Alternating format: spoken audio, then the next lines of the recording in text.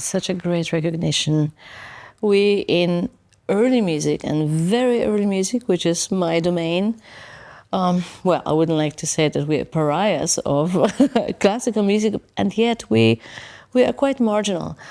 Our public is growing, our fans are growing, but still, of course, it's not Baroque music, it's not classical music, it's not opera. So we have special publics, and we have less publicity and less means to make something, to have some advertisement. And this is such a fantastic platform for us to exist and to showcase a recording of a marginal music, yet again, that it's beautiful and it's really worth listening to. Am I right in saying, so this particular music, it was something that was saved, wasn't it? Yeah, I mean, of course, Poland has such a tragic history in general, basically, because we just happen to be like in the middle of Europe, and we've been constantly attacked from all sides. But this very manuscript has been actually stolen by a Nazi musicologist during the Second World War and the occupation of Warsaw, and was thought to be destroyed in a fire of the library.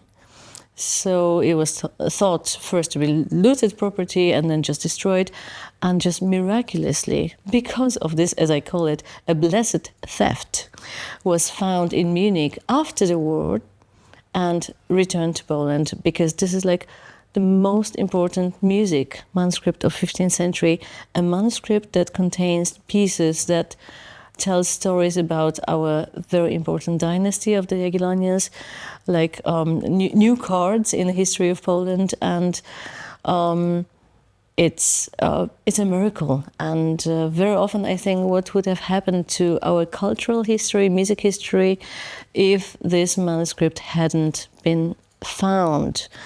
In this manuscript we have like first Polish composer known by name, which is, of course, something great to know, and lots of pieces for Polish princes and for this new dynasty. So it would have been such a horrible loss, but fortunately, a miracle, a blessed theft, we have it. So it means a lot for Polish people.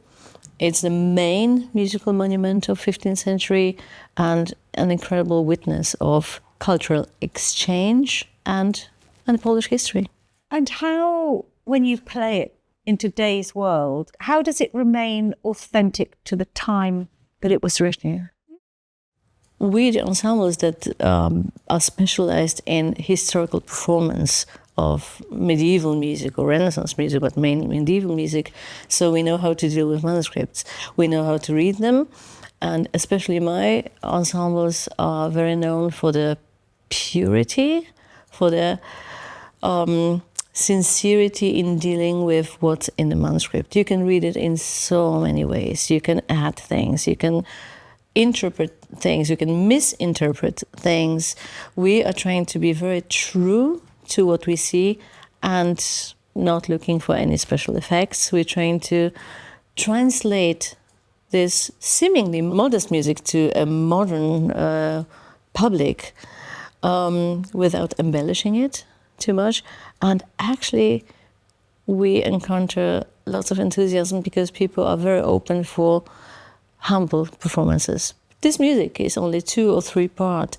There's nothing super spectacular you can say, or if you're not used to this kind of music, you think it's whoop.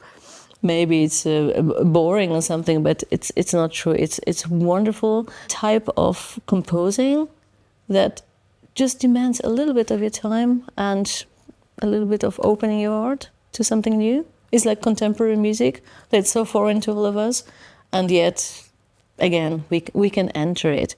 And contemporary music doesn't mean that it's something that we understand better. Not at all. Sometimes we understand better music that was written 1,000 years ago.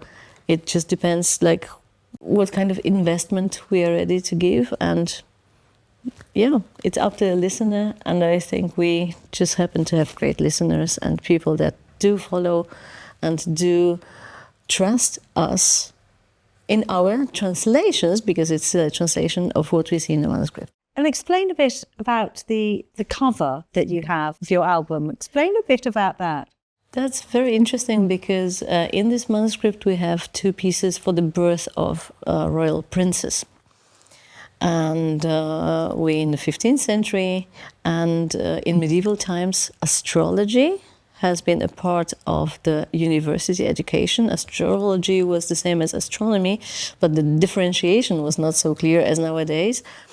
And the cover has been inspired by a birth chart for one of the princes, which was very square at that time. So our designer just took it and placed it as a cover, playing with this idea of visual, something visual that is connected very strictly to one of the songs that we perform on the CD.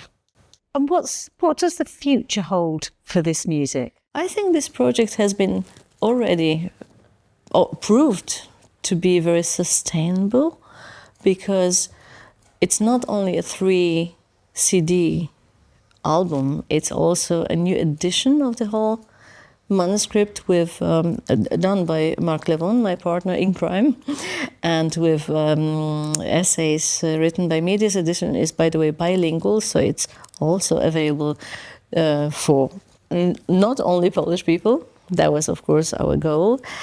And we had concerts with this repertoire in Switzerland and in Germany and in Poland. And we already have questions, and we already have requests for 2027 with this repertoire. So I think this is going to go on, and I'm pretty sure that this award will make so many people aware that this project exists and it's worth listening to.